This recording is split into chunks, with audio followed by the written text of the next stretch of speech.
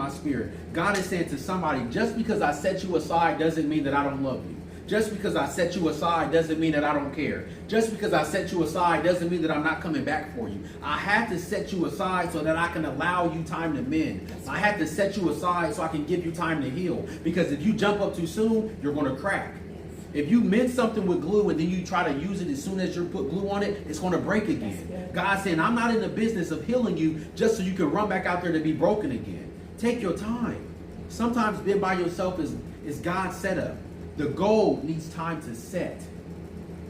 God has put gold on you and he wants it to shine, but he's saying, let it set.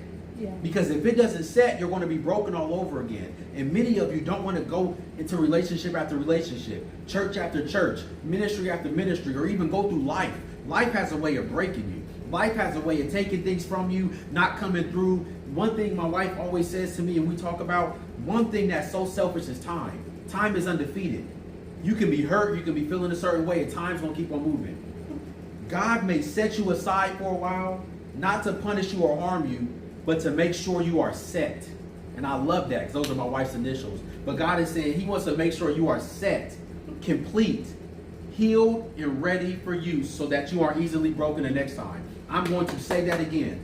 God is saying, I need to sit you down for a moment, not to punish you or harm you, but to make sure you are set, complete, healed, and ready for use so that you aren't easily broken next time around. Don't rush the process. Don't rush this process, because the next time God's going to make sure you're ready. God's going to make sure you're not going to get hurt. God's going to make sure you're not going to be broken. God is not in a rush of setting you out there just to harm you again, because he doesn't want to keep repairing you. God does not want to let you go through the same cycle in the same situations over and over and over again. If you're like us as parents, you want your kids to get to a certain point where they learn from their mistakes, where they stop falling all the time, where they stop putting themselves in the same situation. Yes, if they're broken, we'll come to them, but when do they get to the point where they understand that they can maneuver on their own?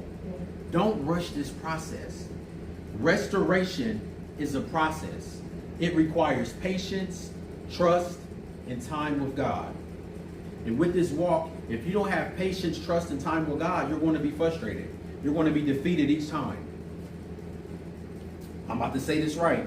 In Ecclesiastes, I got it. In Ecclesiastes 3:11, he has made everything beautiful in its time. God is saying, I have made everything beautiful in its time. If we move to step number 6, the reveal, a new masterpiece, more valuable than before. What was once broken is now a masterpiece, more treasure because of the journey it's been through. God is saying, when you understand